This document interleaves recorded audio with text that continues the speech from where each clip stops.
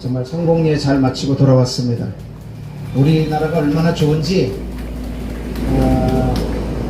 저희가 있는 일주일 동안에 평균 온도가 섭씨 42도, 43도의 습도 거의 막 숨을 쉬지 못할 지경이었고, 우리 단기 팀들 중에도 막 계속 토하고 이렇게 막 쓰러진 그런 팀원들이 있지만, 제가 광화문 광장교회를 위해서 또 돌아가면 바로 설교를 해야 되는데, 제가 금요일까지 목소리가 하나도 안 나왔어요. 목소리가 완전히 잠겨가지고, 여러분들이 많이 기도해 주셔가지고 하나님께서 오늘 회복시켜 주셔서 소리가 들을만 하십니까? 네, 그래서 하나님이 회복시켜 주셔서 얼마나 감사한지. 저는 오늘 설교가 불가능할 줄 알았는데 하나님께는 불가능이 없는 줄로 믿습니다. 전능하신 하나님, 모든 것을 이루시고 모든 것을 행하시는 하나님이신 줄로 믿습니다. 오늘 이 시간에 우리 선교 보고, 간단한 선교 보고와 함께 하나님 말씀 듣도록 하겠습니다. 성경 말씀 한번 열어보겠습니다. 야고보서 1장 1절에서 4절 말씀, 우리 찾으셔서 같이 한 목소리로 읽겠습니다. 이 앞에 자막에 말씀 나옵니까? 안 나오죠? 네. 우리 각자 찾으셔서 야고보서 1장 1절부터 4절까지 말씀을 우리 한 목소리로 같이 읽습니다. 시작. 하나님과 주 예수 그리스도의 종 야고보는 흩어져 있는 12지파에게 문안하노라. 내 형제들아, 너희가 여러가지 시험을 당하거든 온전히 기쁘게 여기라. 이는 너희 믿음의 시련이 인내를 만들어내는 줄 너희가 알미라. 인내를 온전히 이루라. 이는 너희로 온전하고 구비하여 조금도 부족함이 없게 하려 함이라. 아멘.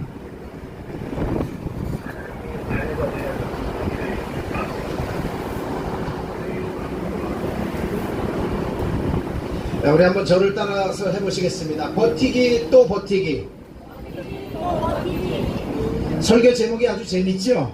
네, 한 번 더. 버티기 또 버티기. 네, 오늘 이 말씀은 우리가 살아가면서 인생 가운데 많은 시련과 어려움들을 만나지만 버티는 사람에게 하나님께서 어떤 축복을 주시는지에 대해서 야고보 사도가 우리에게 21세기를 살아가는 우리들에게 주시는, 그리스도인들에게 없어서는 아니 될 아주 소중한 말씀 중에 하나입니다. 오늘 특별히 어버이주일을 맞이하면서 저는 말씀의 서두에 세계적인 소설가 한 분의 그 작품을 짧게 소개하면서 우리들의 부모님들의 그 사랑과 노고는 어떤 것이었는지, 우리가 그거에 대해서 어떻게 반응해야 될지를 함께 나누고 말씀드리기를 원합니다. 세계적인 소설가였던 빅토르 위고의 소설 중에 93이라는 제목의 소설이 있습니다. 그 소설책에 나오는 한 어머니의 이야기를 여러분들에게 짧게 소개하겠습니다. 불란서 혁명 이후에 불란서는 큰 혼란에 빠졌고, 많은 사람들은 이제 나라의 그 모든 환경이 어려워져서 빈곤과 기아에 허덕이고 있을 때였습니다. 그때 어느 부대 하나가 이동하면서 군인들이 숲속을 이렇게 지나가게 되고 행군하게 되었는데, 지나가다가 기아에 지친 아주머니가 새 아이를 가슴에 품고 길가에 쓰러져 있는 것을 병사들이 발견하게 되었습니다. 그 모습을 본 상사 한 사람이 자기의 주머니에서 배낭에서 바게트라고 하는 아주 불란서의 맛있는 빵, 향기가 좋고 고소한 그 빵 한 덩어리를 그 아주머니에게 던져 주었습니다. 그 어머니는 지체 없이 이 빵을 세 조각으로 나누어서 거의 기아 상태에 있는 세 아이에게 정신없이 그 입에다 그 빵을 밀어넣어 주고 그들을 회복시켰습니다. 그 광경을 지켜보고 있던 젊은 병사가 자기의 상관인 그 상사에게, 상사님, 저 여자는 배고프지 않은가 보죠? 이렇게 말했을 때 상사가 뭐라고 얘기하냐면, 그게 아니야. 넌 몰라서 그래. 그 사람이 어머니이기 때문이야. 이것이 바로 어머니야. 자기는 굶으면서도 자식에게 자식의 생명을 보존하려고 하는 어머니의 본능, 어머니의 사랑, 조건 없는 사랑, 그것이 어머니이기 때문이야 라고 하는 이야기로 대신했습니다. 이 이야기는 빅토르 위고의 소설 93에 나오는 아주 유명한 예화로 전 세계 목사님들과 많은 사람들이 이 글을, 어머니들의 위대한 사랑을 이야기하면서 이 글을 쓰고 있습니다. 우리가 믿고 있는 기독교는 효의 종교입니다. 기독교는 굉장히 부모님에 대해서 엄하게 가르치고 있습니다. 출애굽기 20장 17절 말씀에 보면 부모를 능멸하거나 치는 자는 반드시 죽이라. 성경에 그렇게 되어 있습니다. 출애굽기 21장 15절에서 20장 9절 말씀에는 부모를 저주하는 사람은 무조건 쳐 죽이라. 그렇게 성경 말씀에 기록되어 있고, 신명기 21장 18절에서 21절 말씀에는 부모의 말을 순종치 아니하고 부모를 능멸하는 사람은 여러 증인들이 보는 앞에서 돌로 쳐 죽이라. 성경은 분명히 부모에게 효도하지 않고 부모를 능멸하는 자를 죽이라고 그렇게 말씀하고 있습니다.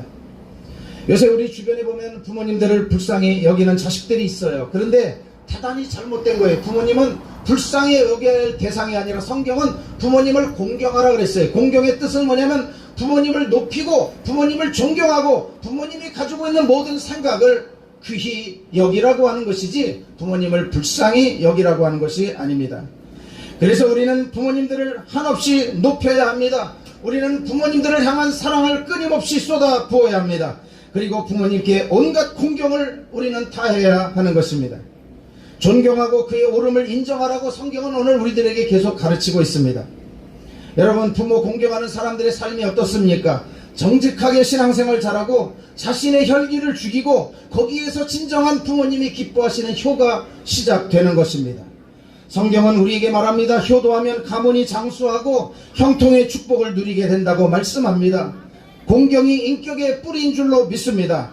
공경을 모르는 자는 지도자가 될 수 없고 공경을 모르는 자는 하나님이 기뻐하시는 거룩한 하나님 나라의 백성이 될 수가 없습니다. 부모 공경과 순종을 통해서 그것이 우리의 인격이 되고 그것이 우리의 가풍이 되고 그것이 우리를 하나님이 기뻐하시는 지도자로 이끄는 일에 아름답게 쓰임받는 저와 여러분들 되시기를 주님의 이름으로 간절히 축복합니다. 태국 땅에 인구가 8천만 명이 조금 넘고 땅덩어리는 우리나라 남한의 5배가 넘는 굉장히 동남아시아의 큰 나라입니다. 많은 사람들이 태국을 얘기할 때 태국은 불교 국가라고 얘기하지만 불교라고 하기보다는 그 나라는 우상들이 바글바글하는 우상의 끝판왕이라고 말하는 것이 더욱더 정확할 것입니다. 저는 태국을 방문할 때마다 이번에 12번째 태국을 방문했습니다마는 태국을 방문할 때마다 참 복음화가 어렵구나 하는 것을 느끼게 됩니다. 태국의 인구 8천만 가운데 1% 미만, 다시 말하면 80만 명 이하의 크리스찬이 그 땅에 있습니다. 이미 태국이 기독교를 받아들인 지 180년이 되었고 우리 선교사들이 그 땅에 가서 열심히 복음을 전했고 지금도 한국 선교사님 1000명이 넘는 선교사가 그 땅에서 열심히 복음을 전하는데도 불구하고 태국의 별명은 뭐냐면 선교사들의 무덤으로 알려져 있습니다. 제가 세계 여러 나라 갈 나라도 많고 50여 개국 이상을 다니면서 선교사 훈련하고 신학교 강의하고 복음을 전해 보았지만 유독 태국을 갈 때마다 어마무시하게 정말 그 나라에 우상이 많고 하나님 나라의 백성들이 주님 앞에 돌아오는 숫자가 너무나 미약하다는 것을 많이 느끼게 됩니다. 이번에 현지에 있는 우리 태국 현지 목사님 전도사님들 50명을 초청해서 그 사람들에게 먹여주고 재워주고 교재도 다 공짜로 무료로 다 해주고 한 800만 원의 그 예산을 들여서 그 사람들을 철저하게 훈련을 시켰습니다. 하루에 90분짜리 강의를 4강의하고 3일 동안 12번의 강의를 통해서 그들에게 하나님 말씀에 아주 강력한 컨텐츠를 제공해 주었습니다. 그리고 그들을 향해서 열심히 기도하고 온갖 선물과 좋은 풍성한 음식으로 그들을 대했습니다. 저희가 세미나를 마치게 되었을 때 그분들이 고백했습니다. 과거에 이런 세미나를 한국에는 5,000명, 8,000명, 10,000명 모이는 그런 교회에 와서 했지만 이번에 희망의 교회 단기선교팀 장로님, 목사님 2분, 그 다음에 권사님 1분, 전도사님 1분, 그리고 청년 대표 이렇게 6명의 팀을 이루어서 와서 단기 선교를 해주셨는데 어떤 해 수십 년 동안 했던 선교보다 가장 풍성하고 먹거리가 풍성하고 하나님의 은혜가 넘치고 좋은 단기 선교였습니다. 이제 그런 우리가 마지막 떠나기 전날에 보고를 받게 되었습니다. 사랑하는 성도 여러분, 우리가 이렇게 좋은 환경에서 예배 드리는 거, 광화문 광장교회 좋은 텐트에서 예배 드리는 거 하나님 앞에 감사하시기를 바랍니다. 42도 43도 정도 되면 가만히 있어도 땀이 줄줄 흐르고 습도가 많기 때문에 머리가 띵하는 그런 현상을 하루에도 저는 여러 번 느꼈습니다. 오늘 광화문 광장에 나와보니까 얼마나 시원하고 바람도 살랑살랑 불고 쾌적한 날씨 속에서 우리가 예배를 드릴 수 있는지 제 마음속에 그냥 감사가 절로 나오고 있습니다. 여러분, 선교지를 위해서 기도해 주시고 특별히 그 땅에서 최전선에서 영적인 전투를 하고 있는 우리 선교사님들을 위해서 하루 단 1분만이라도 열심히 기도하고 중보하는 우리 광화문 광장교회가 되시기를 주님의 이름으로 간절히 축복합니다. 오늘 버티기 더 버티기, 우리가 뭘 버텨야 되고 우리가 뭘 인내해야 되는지, 오늘 야고보 사도가 우리에게 뭘 말씀하시는지. 야고보서는 다른 말로 한 단어로 이 야고보서를 바꾸라고 한다면 성숙이라고 말할 수 있습니다. 우리 다 같이 성숙. 우리 그리스도인은 성숙해야 된다고 하는 것을 야고보 사도는 오늘 우리들에게 가르치고 있습니다. 그래서 야고보서의 별명을 다른 말로 붙이면 성숙의 매뉴얼이다, 그렇게 말할 수 있습니다. 오늘날 우리 성도님들이 얼마나 성숙을 추구하고 있는가, 그런 것들을 조사한 결과가 있습니다. 미국의 찰스 알렌이라고 하는 교수님이 교인들을 상대로 설문조사를 했습니다. 많은 응답자들의 20% 정도는 한 달에 정기적으로 한 번 이상 자기가 출석하는 교회를 빠진다는 통계가 나왔습니다. 25% 정도는 주중에 전혀 기도를 하지 않는다는 통계가 또한 거기에 잡혔습니다. 하루에 3번, 그것도 하나마나 그냥 적당히 밥 먹을 때 기도하는 식, 그 정도가 거의 전부인 것으로 우리 성도들의 통계가 잡혔습니다. 35% 정도는 한 주간 내내 거의 성경을 읽지 않는다고 알렌 교수가 조사한 통계에 나와 있습니다. 늘 성경책이 있는 자리는 주로 자동차 트렁크 창고 속 아니면 집에 먼지가 풀풀 나는 그 장소에 일주일 내내 똑같은 장소에 놓여있는 성경책. 그래서 성경책이 거의 읽혀지지 않는, 그리고 그 통계에 보면 40% 이상의 성도들은 정기적인 11조 헌금과 하나님 앞에 드려야 되는 정직한 헌금을 드리지 않는다고 통계에 나와 있습니다. 그리고 자그마치 85%의 성도들은 평생 한 번도 전도해본 경험이 없는, 복음을 전해본 경험이 없다고 그 앙케이트 조사에 나와 있습니다. 그런데 대단히 흥미스러운 것은 그 마지막 질문이 뭐냐면, 당신은 오늘 천국에 가기를 원하십니까? 라는 질문에는 놀랍게도 100%의 사람들이 예스라고 대답을 했습니다. 성숙하고는 대단히 거리가 멀면서도 하나님 앞에 가는 것, 천국에 가는 것, 내가 좋은 곳에 가는 것에 대해서는 대단히 지대한 관심이 많은 것이 오늘 모든 세계 믿는 성도들의 공통점입니다. 그러면 성숙의 표시는 무엇일까요? 오늘 여기 야고보서에서는 오래 참음이라고 말하고 있습니다. 성숙 이꼴 오래 참음이라고 하는 등식을 오늘 우리들에게 야고보 사도는 설명하고 있습니다. 여러분, 오래 참음이라고 하는 것은 우리 한국말 한자 말에 인내라고 하는 말과 뜻을 통하고 있습니다. 뗄래야 뗄 수가 없습니다. 그래서 오래 참음, 인내, 이런 것은 결국은 시련이라는 단어와도 또 연결이 되어 있습니다. 여러분, 여기 오늘 본문 2절에 나오는 시험이라고 번역되어 있지만 사실은 제가 이 영문을 한국말로 번역한다면 저는 시험이라고 번역하지 않습니다. 시련이라고 저는 번역했을 것입니다. 언제 오래 참음이라는 열매가 우리들에게 있습니까? 우리가 시련 속에 있을 때 그 오래 참음이라는 열매는 빛을 발하게 되는 것입니다. 여러분, 시련을 통과하고 있는 시간들이 오래 참음의 열매를 우리들에게 가져다 줄 수 있는 것입니다. 여러분이 오래 참아야 되는 상황들이 믿음 생활하면서 얼마나 많이 일어납니까? 가정의 부부간의 문제로, 자녀들의 문제로, 자녀들의 장래의 문제로, 그리고 우리 교회의 여러가지 많은 기도의 제목들을 마음에 품고 기도할 때마다 하나님께서 우리들에게 오래 참음에 대한 그런 교훈들을 얼마나 많이 허락하고 있습니까? 그럴 때 저는 여러분들에게 오늘 말씀에 근거해서 억지로라도 버티는 것이 쉽지는 않지만 버티기 또 버티기, 그것이야말로 우리들에게 하나님께서 주실 놀라운 은혜의 통로인 것을 여러분들에게 다시 한번 힘주어 말씀드리고 싶습니다. 사랑하는 성도 여러분, 첫 번째 버티기의 비결이 뭐냐면, 한번 따라하겠습니다. 시험이 당연히 올 것을 아십시오. 여러분들이 하나님 믿으면 시험도 없고, 믿음 생활 잘하면 핍박도 없고, 우리가 정말 교회 열심히 다니면 우리에게는 만사형통하고, 도깨비 요술방망이처럼 두들기면 다 나오고, 여러분 이런 것들을 상상하고 계시다면 그런 착각에서, 그런 망상에서 깨시기를 바랍니다. 왜냐하면 여기 야고보 사도는 2절 말씀에 너희가 여러가지 시험을 만나거든 온전히 기쁘게 여기라. 다같이 온전히 기쁘게 여기라. 온전히 기쁘게 여기라. 여기에 보면은 어떤 말씀이 있냐면, 먼저 우리가 주목해야 될 것은 시험을 만난다면, 영어 성경에 if가 아니라 시험을 만나거든, when이라고 하는 단어를 썼어요. 시험을 만나거든. 여러분, if와 when의 차이는 대단한 엄청난 차이가 있는 것입니다. 시험이 있다는 것이 전제되어 있는 것이고, 있을 것이 당연한 것이고, 우리가 인생 살아가면서 믿음을 경주하면서 우리들에게 엄청난 시험들이 온다는 거예요. 엄청난 시련들이 우리 앞에 놓여 있다는 거예요. 우리가 그 시련을 알아야 더 버틸 수 있다는 말인 것입니다. 요한복음 16장 33절 말씀에, 세상에서는 너희가 환난을 당하지만 담대하라, 내가 세상을 이기었노라. 분명히 세상에서 우리 믿는 자들이 시험을 당한다고 말하고 있습니다. 사도행전 14장 22절에 우리가 하나님 나라에 들어가려면 많은 환난을 겪어야 할 것이다, 성경은 우리에게 말하고 있습니다. 환난이 있다고 했습니다. 환난을 겪는다고 했습니다. 예수 믿는다고 만사형통하고 예수 믿는다고 환난 시련이 없다고 성경은 한 번도 말한 적이 없습니다. 더욱이 어떤 시련들은 단지 우리가 그리스도인이기 때문에 오는 것도 있습니다.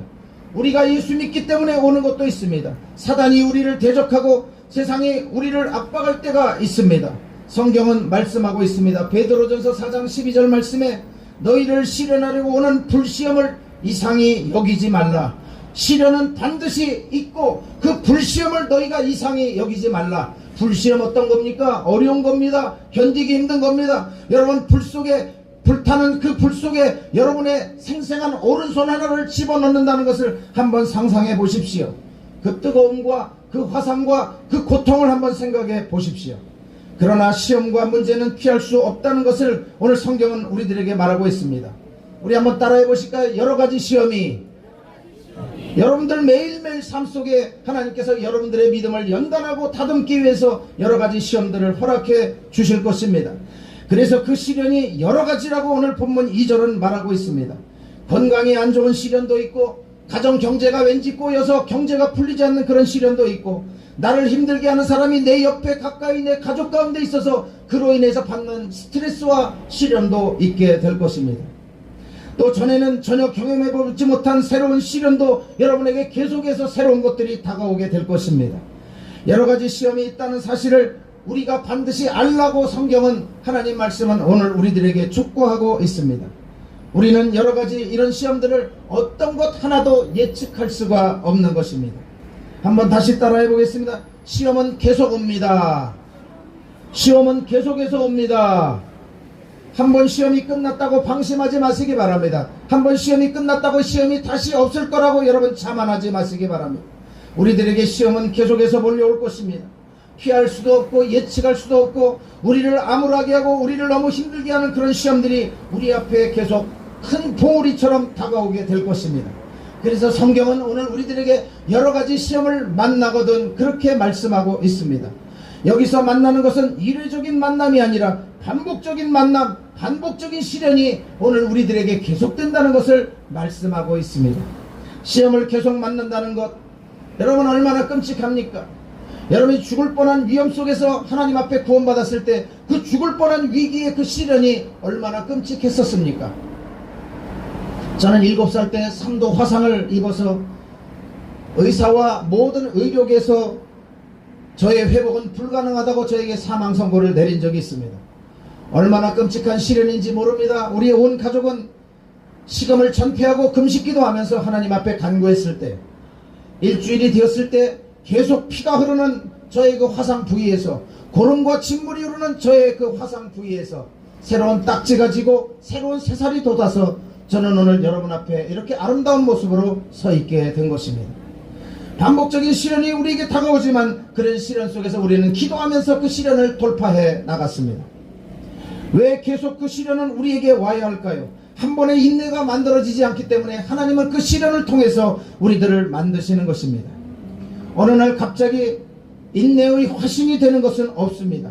어지간히 많은 시련이 지나간 후에 조금 생겨나는 것이 인내인 것입니다. 정말 세상에서 제일 힘든 것 중에 하나가 참는 것입니다. 이젠 좀 될 것 같은데 여전히 못 참는 여러분 자신의 모습을 발견하시진 않습니까? 누가 싫은 얘기해도 꿀꺽 삼킬 줄 알아야 하는데 바로 그냥 받아치는 그런 자신의 모습은 발견하지 않습니까? 잘 참다가 한 방에 다 날려버리는 그런 믿음의 소유자들 아니십니까? 그래서 믿음, 신앙의 인격을 갖추는 것은 대단히 어려운 일인 것입니다. 그래서 오늘 야고보 사도는 우리들에게 너희들에게 여러 가지 시련이 오거든 그런 것들을 버티고 또 버티라고 말씀하고 있는 것입니다. 이스라엘 백성들이 광야에서 40년을 방황한 이유가 무엇입니까? 다 같이 따라서 참지 못해서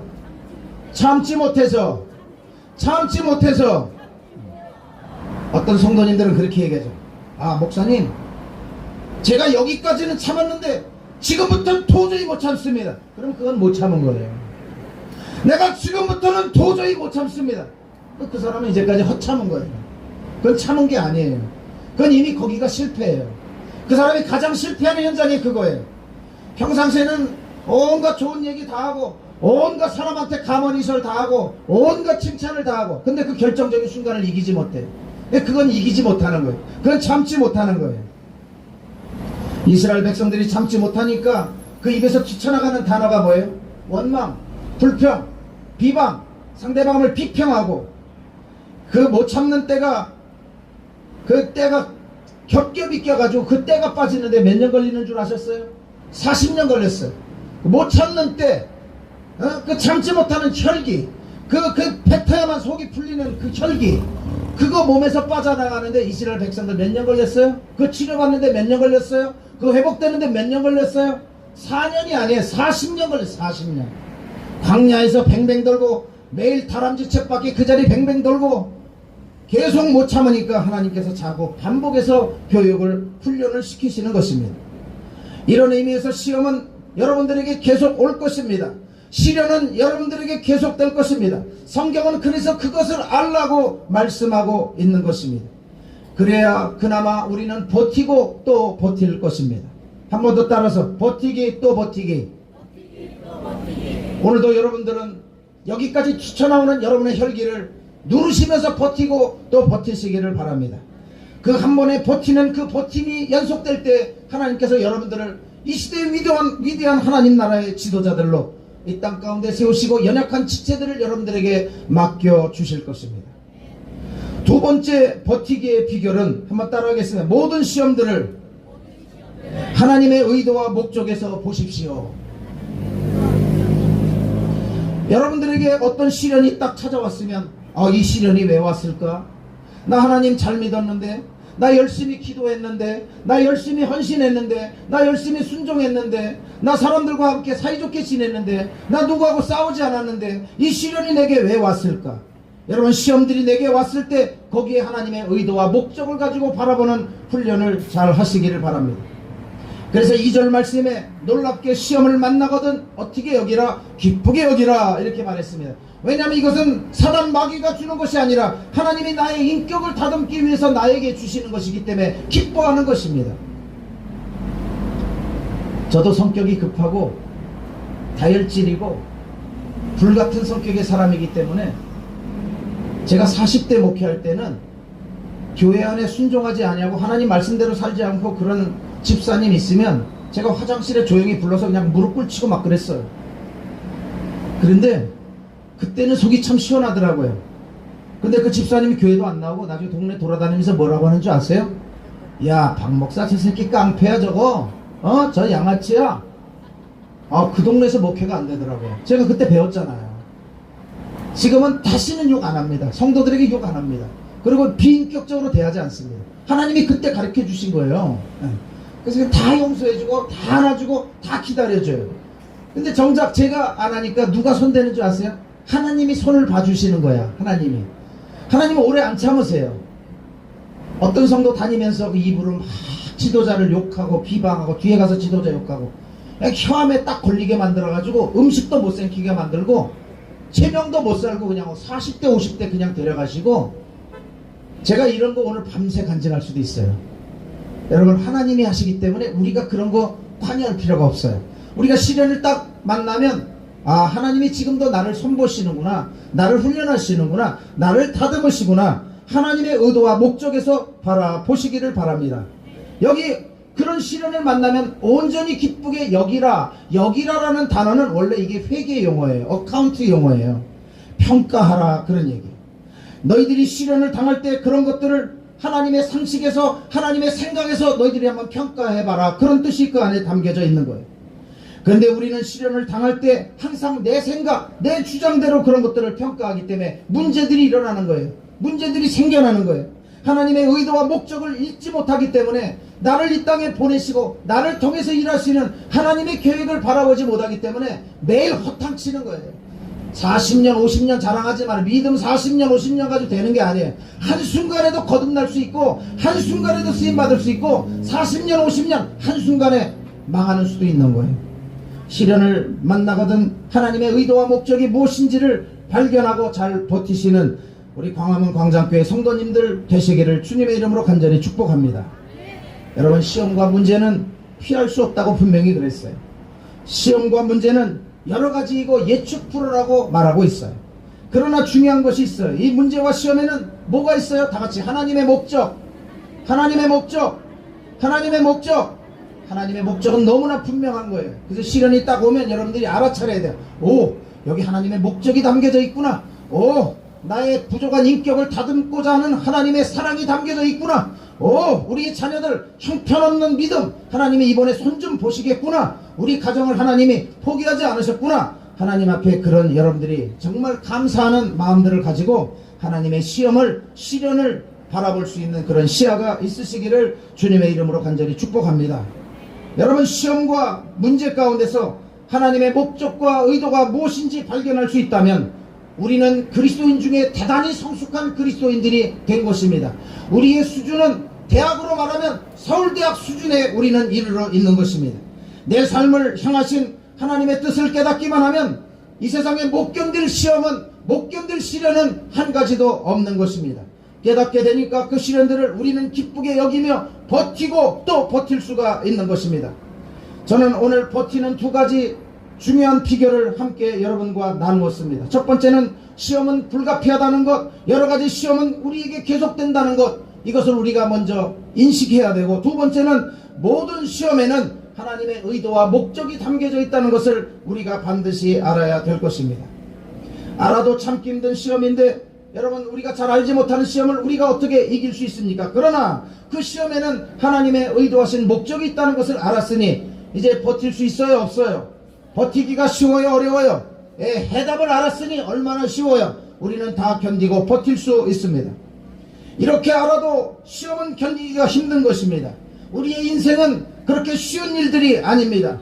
알아도 힘드니까 시험이고, 정말 견디기 힘들고 어려우니까 그것은 시험인데, 시험을 견디고 참는 자가 복이 있다고 성경은 말하고 있습니다. 여러분, 시련이 있다는 것도 알고 하나님이 주셨다는 것을 믿음으로 고백하지만 도대체 이것이 언제 끝날지 모르는 시험이 때로는 우리를 질식하게 만듭니다.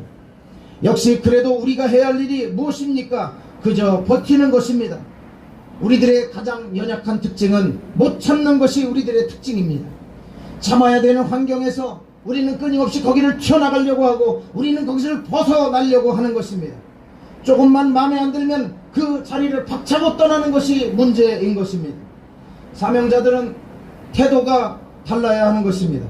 하나님, 우리 광장교회에 불러주시고 나라와 민족을 위해서 기도하라고 하셨고, 오늘 우리들에게 끊임없이 그 맡겨준 사명을 향하여 달려가라 했으면, 하나님이 오늘 우리들을 향하여 나에게, 이스라엘 백성들에게 가장 싫어하셨던 것이 무엇인지를 우리는 묵상해보면 그 답은 뻔히 나오는 것입니다. 한번 따라하겠습니다. 하나님이 제일 싫어하시는 것. 더 큰 목소리로 하나님이 제일 싫어하시는 것. 첫 번째는 원망 불평입니다. 이스라엘 백성들이 하나님께서 가나안 복지로 인도하시는데 그들이 그 광야를 지나가는 동안에 하나님 앞에 했던 일이 뭐예요? 지도자도 보내주셨어요. 의식주도 해결해 주셨어요. 광야를 통과하게 해주셨어요. 하나님이 가나안으로 가는 복된 길을 안내해 주셨어요. 그러나 그들이 지나가면서 조금 덥고 힘들고 배고프고 씻기도 힘들고 잠자리도 불편하고 했을 때 그들이 했던 얘기가 뭐예요? 우리가 살던 애국, 종교적인 자유가 없고 믿음의 자유가 없고, 그 나라에는 끓는 고기가 막아 있었고 먹는 자유가 있었고, 막 이런 얘기를 늘어놓으면서 계속 원망과 불평을 늘어놓는 거예요. 하나님이 싫어하시는 두 번째, 큰 목소리로 다투는 것, 다투는 것. 하나님은 형제자매가 화목하게 지내고 화해하게 지내고 연합하라고 성경은 계속해서 말하는 거예요. 내가 너희들에게 다시 말하노니 기뻐하라. 기뻐하는 것을 기뻐하는 하나님이세요. 그런데 다투는 것, 하나님이 싫어하는 것 중에 두 번째, 하나 되지 못하는 것이야말로 하나님 말씀에 가장 위배되는 것이에요.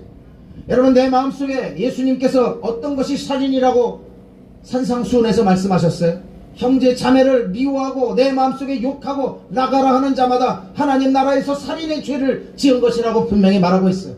매일 살인의 죄를 지으면서 아침 저녁으로 살인의 죄를 지으면서 하나님 앞에 와서 예배한다고, 하나님 앞에 가증스러운 모습으로 예배하는 것, 하나님 그 예배 받지 않으시는 줄로 믿습니다. 하나님이 싫어하는 것 우리 마음속에서 제거돼야 될 줄로 믿습니다. 세 번째, 하나님이 싫어하시는 것, 다같이 인내하지 못하는 것, 버티지 못하는 것. 네, 하나님 버티기를 원하세요. 우리 끝까지 버텨보세요. 승리가 여러분에게 보장된 것입니다.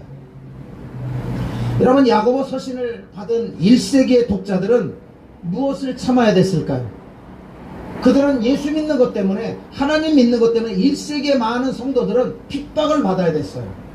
근데 핍박을 참고 핍박을 견디지 못하면 그들은 어떻게 되는 거냐면 하나님을 배교하는 거예요. 하나님을 배반하는 거예요. 예수님을 버리게 되는 거예요. 결국 못 참으면 영원한 생명을 잃어버리게 되는 거예요. 가장 귀한 것을 잃어버리게 되는 거예요. 오늘 여러분들이 여기에 와서 하나님을 예배한다고 하면서 못 참으면, 목사님 내가 여기까지는 참았는데 오늘부터는 못 참습니다. 그건 못 참은 거예요. 그러면 결국은 여러분들이 영원한 생명을 놓치는 거예요. 가장 귀한 것을 잃어버리는 거예요. 제가 젊은이들을 오랫동안 지도해봤어요. 청년들을 지도해보니까 어른들과 다른 점 가운데 아주 두드러지는 점이 뭐냐면 잘 버티지를 못해요. 네? 잘 견디지를 못해요.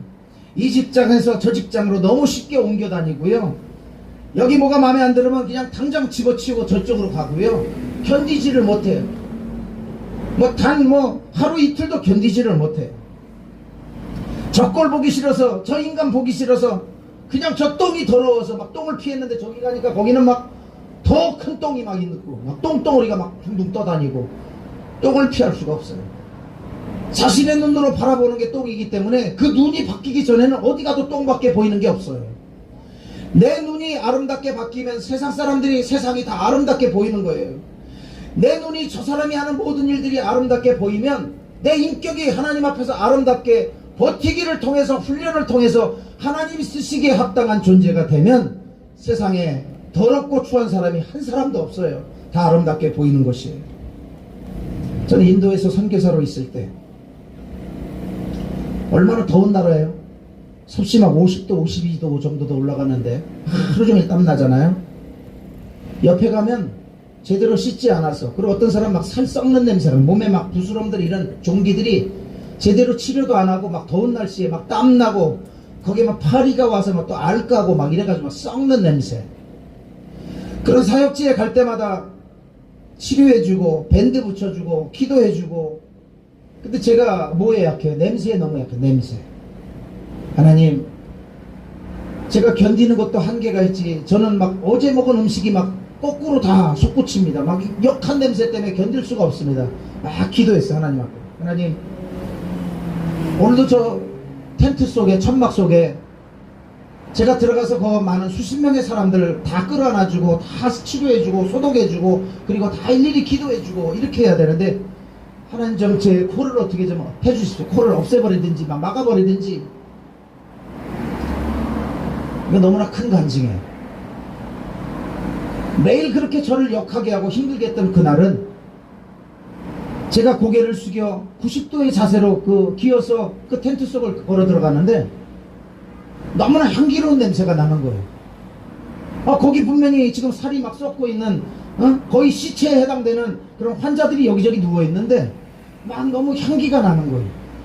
성령님께서 저에게 그 열악한 환경 속에서도 그 주님의 사역을 계속 이루어가라고 그 선교지에서 그 살 썩는 냄새가 막 저에게 막 향기로운 냄새로 나는 거예요. 그래서 막 2시간 동안 사역하는데 하나도 역한 것을 느끼지도 못하고 사역을 하게 됐어요.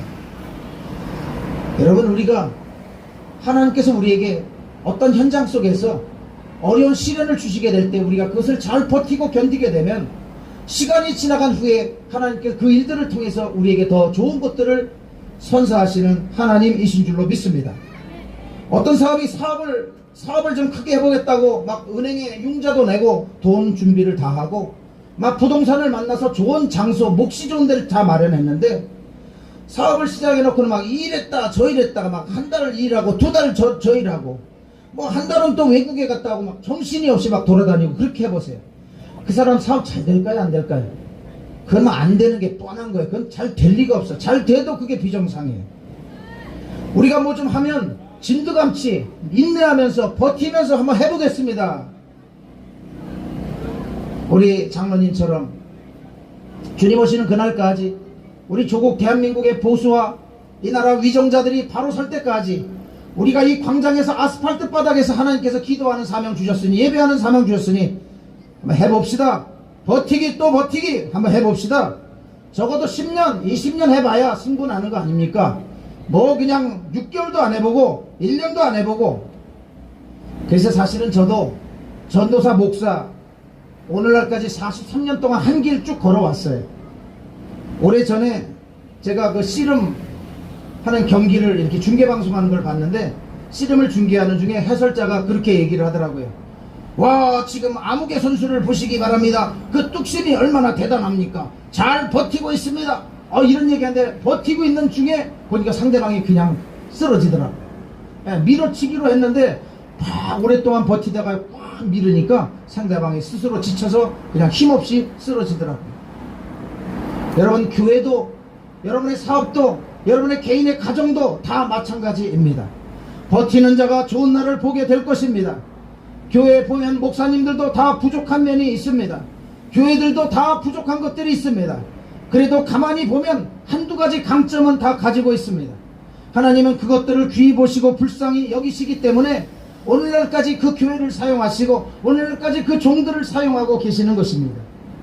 저도 부족한 것이 너무나 많은 목사인데 하나님 앞에 하나님이 기뻐하시는 선교하니까 하나님이 봐주시고 도와주시고 살려주시고 여기까지 세워주시는 것입니다.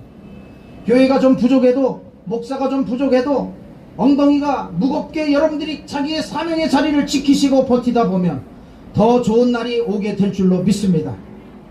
저는 제가 지금 사역하고 있는 그 교회, 다 무너져 내리던 교회, 장로님과 성도님들이 교회 재산을 가지고 분쟁하고 싸우던 교회, 동네에서 쌈박질하는 교회로 소문난 교회. 어느 날 제가 교회 사무실에서 이렇게 조용히 말씀을 공부하고 있는데 교회 그 옆에 골목으로 지나가는 누군지는 모르지만 소리가 들려와요. 야, 이 교회에 선교지에서 선교하시던 미국에서 공부하는 훌륭한 목사님이 이 교회에 오셨다더라. 그 성도들이 뭐 어떤 교회 성도인지 모르지만 소곤소곤 얘기하면서 가는 소리가 들려요. 여러분, 우리가 버티고 버티다 보면 좋은 날이 오게 될 줄로 믿습니다. 시설이 완벽한 교회 있어요? 목사님이 완벽한 교회가 있어요? 목사님의 인격이 완벽한 그런 교회가 이 세상 어디에 있어요? 없어요. 그런 교회 찾아서 맨날 교회 쇼핑해보세요. 있나? 없어요. 어느 날 어떤 젊은이가 목사님을 찾아왔어요. 목사님, 저도 혈기가 많지만 저는 그래도 S대 출신 아닙니까? 목사님. 근데 마음에 들지 않아. 설교도 마음에 들지 않고 교회 시스템도 마음에 안 들고 이 사람은 너무 마음에 안 드는 게 너무 많아. 사람도 마음에 안 들고. 아니, 그럼 뭐가 마음에 들어? 아마 자기를 낳아준 엄마 아버지도 마음에 안 들 거야. 난 물어보진 않았지만. 목사님, 어디 좀 좋은 교회 없나요? 예수님처럼 선한 목자 같으신 목사님이 계시고 모든 성도님들이 언제나 사랑이 넘치고 쌈박질 안 하고 교회 성가대 찬양이 천상의 소리 같고 매주 친교 나오는 음식들이 호텔급으로 나오고 그런 교회 좀 어디 없을까요? 교육부 잘 돼 있어서 우리 어린애들 좀 잘 가르칠 수 있는 그런 교회 없을까요? 미국에서 있었던 얘기예요. 실제 미국에 그 유명한 목사님이 그랬어요. 여보게 젊은이, 그런 교회를 찾거든. 당신은 제발 그 교회 가지마. 당신 때문에 그 교회 더러워져. 당신 때문에 그 교회 망해. 당신 때문에 그 교회 그 완전함이 깨지니까 당신 그 교회 가지마. 목사님이 그렇게 얘기했다는 거 아니에요. 여러분, 세상에 완전한 것이 어디 있어요? 세상에 온전한 사람이 어디 있어요? 우리 다 연약하고 다 부족해요. 우리 정말 질그릇같이 다 연약해요. 그렇기 때문에 우리 하나님 필요하고 하나님의 도움이 필요한 사람들 아니에요? 서로서로 돌아보아주고 서로서로 안아주고 서로서로 품어주고 서로서로 우리 긍휼히 여기는 마음이 우리에게 있어야 할 것입니다. 왜 하나님께서 우리에게 인내를 요구하실까요? 그것은 인내가 다른 모든 축복들의 통로가 되고 열쇠가 되기 때문에 우리에게 버티고 또 버티라고 말씀하시는 것입니다. 참지 못하면 어떤 결과가 있는지 성경은 오늘 우리들에게 정확하게 증인들을 내세워 말씀하고 있습니다. 다같이 아브라함은 어떤 사람입니까? 하나님의 약속을 기다리지 못하고 참지 못해서 결국 첩하가를 취했습니다. 이것이 창세기 16장에 나오는 자기 가문의 자기 가정의 가장 큰 짐이 되었습니다. 왜? 참지 못했기 때문에. 하나님이 약속을 주셨는데, 하나님이 언약을 주셨는데 그거 참지 못해서 결국은 인생의 가장 큰 짐이 되었습니다. 결국은 자기 가문에 그 참지 못한 것으로 인해서 적자와 본 어머니에게서 태어난 그 일들로, 그 배가 다른 두 자녀들로 인해서 가문의 싸움이 되고 민족의 싸움이 되는 그런 일들이 있었습니다. 모세가 참지 못하고 동족을 죽였습니다. 결국 인내를 배우기 위해서 광야에서 40년 동안 고통당하는 모세를 여러분 보셨습니까? 인내를 온전히 이루시기를 오늘 4절 말씀처럼 힘쓰시는 우리 광화문 광성교회 성도들 되시기를 주님의 이름으로 간절히 축복합니다. 그러면 온전하고 성숙하게 되어서 아무에게도 부족함이 없고 흠이 없고 어디에 내놔도 하나님 앞에 쓰임받을 수 있는 온전한 인격이 된다고 성경은 말하고 있습니다. 아무 곳에도 부족함이 없다는 것은 무슨 일에든지 쓰임받고 감당할 수 있다고 하는, 하나님이 언제든지 쓰실 수 있다고 하는 그런 그릇 되었다는 것을 우리들에게 말씀하고 있는 것입니다. 여러분, 대통령은 누가 합니까? 대통령 할 만한 사람이 하는 거예요. 여기 뭐 아무나 나도 한번 해보겠습니다. 그래서 대통령 되는 게 아니에요. 국민들이 그 사람의 정책을 보고 그 사람의 인격을 보고 그 사람의 그릇을 보고 내가 이 사람에게 표를 주어서 이 사람을 이 나라의 지도자로 세워야 되겠다고 할 때 감당할 수 있는 사람이 대통령이 되는 것입니다. 하나님이 점지하시고 이 나라의 대통령으로 내리신 사람이 대통령이 되는 것입니다.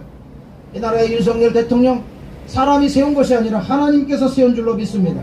우리가 인내하며 잘 정치할 수 있도록 기도하고 뒷받침하고 보수들이 힘을 합해서 이 나라에 잘못되어 있는 종북과 정말 북한을 찬양하고 북한에 돈대주고 정말 이 나라의 법을 악법으로 만들어서 이 나라의 악법이 불법이 판을 치게 만드는 그런 모든 국회의원들을 다 국회에서 몰아내고 이 나라가 하나님 나라, 하나님이 기뻐하시는 나라, 하나님이 춤추시는 그런 나라가 되어야 할 줄로 믿습니다.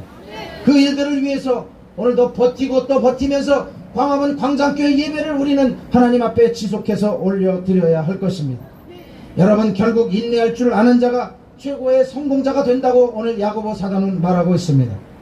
17살에 형들에게 미움을 받고 노예로 팔려간 요셉을 여러분들 한번 생각해 보시기를 바랍니다. 요셉이 웃으면서 버텼을까요? 아니면 굉장히 고통 속에 있었을까요? 어떤 분들은 막 웃으면서 얼굴에 막 승리를 막 만끽하면서, 그렇지 않아요. 여러분, 창세기를 읽어보세요. 그런 내용이 없어요. 아마도 창세기에 기록되어 있지 않지만은 형들을 인형을 만들어 놓고 밤마다 송곳으로 찌르면서 그 형들에 대한 분노를 삭혔을지도 모릅니다. 보디발이라는 높은 사람의 집에 노예로 들어갔는데 거기서도 문제가 생기잖아요. 미세스 보디발 아줌마가 젊은 요셉을 꼬시잖아요. 함께 자자고, 그런데 난 아줌마가 싫어요 하면서 그 외투를 뿌리치고 그 자리를 박차고 나왔는데 자기가 겁탈하려고 했다고 오히려 누명을 쓰고 감옥에 들어가는 장면을 보세요. 요셉이 감옥에서 웃으면서 만면의 미소를 띠고 하나님 앞에 영광과 찬양과 예배를 드렸을까요? 저는 하나님이 여기도 함께 계신 걸 난 그런 거 전혀 개의치 않아 그렇게 했을까요? 창세기에는 그렇게 안 나와 있더라고요. 아마도 요셉이 밤마다 꿈에 그 아줌마가 나와서 그것 때문에 아마 이를 갈았을지도 모르겠어요. 근거 없는 얘기가 아니에요. 왜냐하면 요셉이 나중에 많은 축복을 받고 총리가 되고 나서 결혼해서 첫째 아들을 낳았는데 그 이름을 므낫세라고 지었잖아요. 여러분, 므낫세라는 이름이 뭐예요? 하나님이 나로 나의 모든 고난과 나의 아비의 온 집안에 그동안에 있었던 고난과 어려운 일들을 다 잊어버리게 하셨다. 그 뜻이 므낫세라는 뜻 아니에요? 그러니까 총리가 되고 아들을 첫 아들을 낳고 그때 므낫세라고 이름 지을 때야 비로소 과거에 자기 마음속으로 힘들었고 여러 가지 당하면서 힘들었던 그 일들을 그제서야 잊게 되었다 이렇게 말하는 거잖아요. 이렇듯 13년을 지독하게 버틴 요셉은 30세 약관의 나이에 온 나라를 통치하는 일을 감당하는 총리 대신이 되는 것을 보고 있습니다. 노예 출신 이방인이 한 나라의 총리가 되는 그 시간까지 13년을 버티고 또 버텼다는 사실을 여러분 창세기를 통해서 묵상해 보시기를 바랍니다. 남들은 상상도 할 수 없는 큰 시련과 환난을 그는 버텼습니다. 오늘 말씀을 정리해 보겠습니다. 우리에게 여러가지 시험이 지금도 끊임없이 다가오고 있습니다. 그 사실을 여러분들 인정하시고 한 단계 더 나아가 기뻐하시기를 바랍니다. 어떻게 해요? 그 시험의 의미를 깨달으면 되는 것입니다. 나에게 오늘 주신 이 시험에는 하나님의 의도한 목적이 담겨져 있다. 하나님께서 오늘 이것을 통해서 나를 하나님의 더 온전한 인격으로 다듬으신다. 설교 한 편 들었다고 견딜 힘이 펑펑 솟아나는 것이 절대 아닙니다. 여러분 오늘 마음속에 하나님의 말씀이 임했으면 그것을 내 마음 심령에 붙들고 주먹을 불끈 쥐고 내가 어떤 일이 나에게 또 시련이 오겠지만은 그래도 버티고 또 버티겠다고 하는 그런 마음들이 우리에게 있어야 하는 것입니다. 그 시험들을 잘 견디는 자에게 하나님이 온전한 인격의 선물을 허락해 주실 것입니다. 인내라는 성령의 열매를 맺게 될 것입니다. 부족함이 없는 자가 될 것입니다. 무슨 일이든 감당할 수 있는 성공자의 반열에 여러분 우리 광화문 광장교회 여러분 한 분 한 분을 하나님께서 세워주실 것입니다. 저와 여러분 모두는 오늘 손에 손을 맞잡고 하나됨 연합을 기다리면서 자기 사명의 자리를 잘 지키고 하나님께서 이 나라와 민족을 위해서 기도하고 예배하라고 우리에게 엄중한 사명을 주셨으니 소소하고 본질이 아닌 다른 것들 때문에 하나님께서 주신 사명 잃어버리고 사명을 땅바닥에 짓밟는 그런 성도 되지 말고 하나됨 연합함을 위해서 하나님 나의 인격 나의 자존심 온갖 모든 것들 다 구겨지고 무시당해도 수모를 당해도 나는 십자가에 달리신 예수 그리스도 한 번도 억울하다 하지 아니하시고 한 번도 억울하고 정말 나는 수모당했다 말씀하지 아니하시고 하나님 아버지 이 인간들 내가 한번 확 풀어버릴까요? 이렇게 혈기 부리지 아니하시고 저들이 알지 못하니 주여 저들의 죄를 용서하여 주시옵소서. 마지막까지 중보기도로 자기의 마지막 사역을 아름답게 승화하셨던 주님을 본받아 우리 광화문 광장교회도 그런 성숙한 인격의 사람들 버티기 또 버티기를 통하여 오늘 하나님 앞에 인정받는 그런 믿음의 성도들이 불과 같이 일어나는 우리 광화문 광장교회가 되시기를 주님의 이름으로 간절히 축복합니다. 오늘 이 말씀을 붙들고 이번 한 주간 동안도 주님 안에서 여러분들의 모든 일상생활 가운데 내가 내 입으로 범죄하는 것, 내가 내 눈으로 범죄하는 것, 내가 내 귀로 범죄하는 모든 것들을 하나님의 손에 올려드리고 하나님 내가 다시는 내 입으로 범죄하지 않겠습니다. 내가 그 못된 나의 성품으로 범죄하지 않겠습니다. 내가 버티기 또 버티기 오늘 광화문 광장교회 선포되어진 말씀을 통해서 오늘 하나님의 의로운 십자가의 용사가 되겠습니다. 오늘 이 나라를 위해서 내 목숨 바쳐 하나님 앞에 이 나라의 그 목적이 이루어지는 시간까지 끝까지 믿음의 경주를 경주하겠습니다. 이렇게 하나님 앞에 결심하고 주님의 보좌 앞에 기쁨으로 달려나가는 우리 광화문 광장교회 믿음의 동역자들 다 되시기를 주님의 이름으로 간절히 축복합니다. 여러분 이 시간 우리 말씀을 생각하면서 하나님 앞에 한번 통성으로 기도하기를 원합니다. 하나님 오늘 우리 광화문 광장교회 우리들에게 필요한 말씀을 야고보 사도를 통해서 들려주시니 감사합니다. 오늘 우리들에게 많은 시련이 다가오지만 하나님 우리가 버티고 또 버티는 우리들 되어서 최후의 승리가 우리의 승리되게 하시고 하나님 앞에 믿음으로 승리하는 우리 모두가 될 수 있도록 하나님 도와주십시오. 하나님 함께해 주십시오. 우리 한번 끝까지 해보겠습니다. 한번 성숙의 단계까지 나아가겠습니다. 한번 오래 참는 일에 한번 하나님 앞에 목숨 걸어보겠습니다. 우리 주여 세 번 부르짖고 오늘 말씀 붙들고 통성으로 기도하겠습니다. 주여 주여 주여. 살아계신 아버지 하나님의 은혜를 감사합니다. 아버지 하나님의 오늘 우리가 말씀을 들었습니다. 야고보서 1장 2절에서 4절의 말씀을 통하여 버티기 또 버티기의 말씀을 들었습니다. 하나님 오늘 우리들에게 오래 참음과 인내와 아버지 하나님의 시련의 그런 시간들이 다가오지만 아버지 그런 가운데서 하나님께서 우리들에게 기대하는 열매는 오래 참음의 열매인 것입니다. 버티고 또 버텨서 오늘 아버지 하나님 우리들이 하나님 앞에 의로운 하나님의 분계로 쓰임받을 수 있는 우리 모두가 되게 하여 주시옵소서. 주님 감사합니다. 시험 없는 인생은 없습니다. 시험 속에 담긴 하나님의 귀한 뜻을 깨달아 온전한 인내를 이루게 하여 주시옵소서. 그러므로 하나님의 귀한 산으로 인정받으며 사람에게도 빛나는 인격으로 드러나며 또 인내를 온전히 이룬 귀한 인격을 통해 가정에서 사업터에서 또 어디에서든지 무슨 일을 감당하든지 진정한 성공자의 삶을 살아갈 수 있도록 하나님 버티고 또 버티는 모습으로 하나님 앞에 서야 할지를 오늘 말씀을 들었사오니 우리 모두가 하나님이 기뻐하시는 그런 사람들 되게 하여 주시옵소서. 시험이 없는 인생은 없다고 했사오니 시험 속에 담긴 하나님의 귀한 뜻을 깨달아 온전한 인내를 이루게 하여 주시옵소서.